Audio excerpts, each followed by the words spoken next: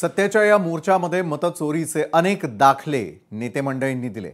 बाळासाहेब थोरात, राज ठाकरे, उत्तम जानकर यांनी त्यांच्या मतदारसंघातील मतचोरीचे पुरावे सादर केले।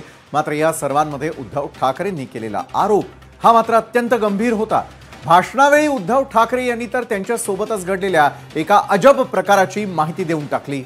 माझं तसंच संपूर्ण ठाकरे कुटुंबाचं नाव मतदार यादीतून हटवण्यासाठी मोठा कट रचला जातोय असा मोठा दावा उद्धव ठाकरेंनी केलाय। त्यांच्या या दाव्यानंतर मात्र एकच खळबळ उडाली आहे, पाहूया।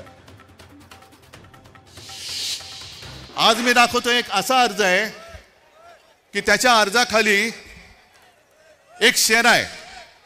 तो शेरा पहिल्यांदा वाचतो, त्याच्यानंतर मी नाव वाचतो की सदर अर्जाबाबत अर्जदार, आता अर्जदाराचं नाव मी नंतर सांगतो, यांची भेट घेऊन सदर अर्जाबाबतची पडताळणी केली असता हा अर्ज आम्ही केलेला नाही असा अभिप्राय मिळाला आहे। त्या आधारे सदर अर्ज रद्द म्हणजे बाद करण्यात आलेला आहे।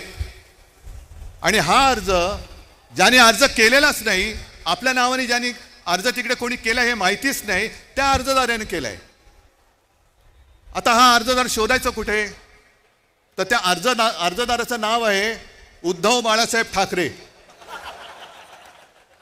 उद्धव बाळासाहेब ठाकरे या माणसाने हा व्हेरिफिकेशनचा अर्ज केलाय ऑनलाईन, जो उद्धव बाळासाहेब ठाकरेलाच माहिती नाही। त्याच्यावरती मोबाईल नंबर खोटा आहे। या दरम्यान उद्धव ठाकरेंनी पुन्हा एकदा अनाकोंडा म्हणत अप्रत्यक्षरित्या केंद्रीय गृहमंत्री अमित शहांनाही डिवचण्याचा प्रयत्न केला। मतचोरी करणाऱ्यांना सांगतो की आज नुसती ठिणगी बघताय, या ठिणगीचा वणवा कधी होऊ शकेल एवढं लक्षात ठेवा। तुमच्या बुडाला आग लावण्याची ताकद या ठिणगीमध्ये आहे।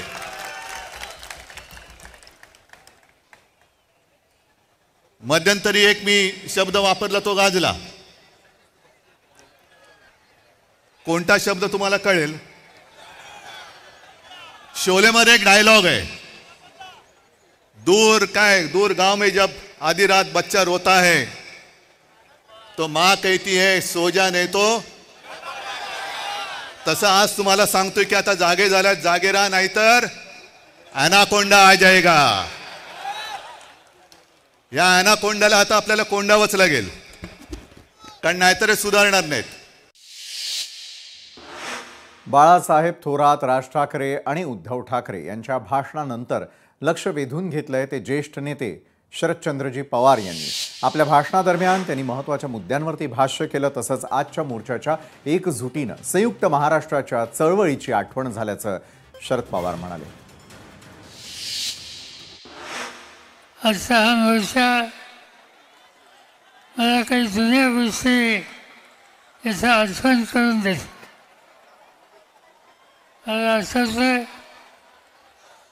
1978-19 या काळात महाविद्यालयामध्ये शिकत असताना संयुक्त महाराष्ट्रात बसण्यासाठी असे मोर्चे निघाले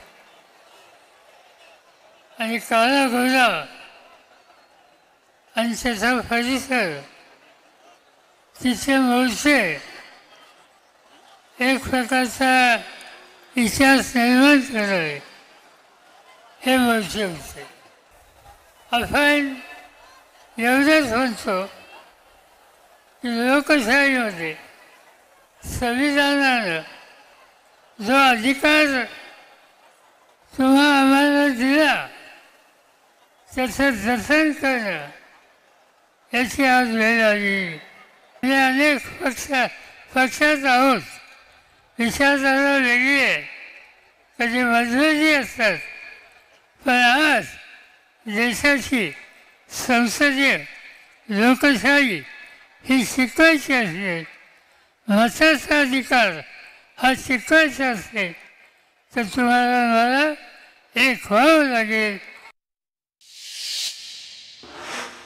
तर आजचा दिवस संपूर्ण गाजला तो म्हणजे सत्याचा मोर्चा यामुळे।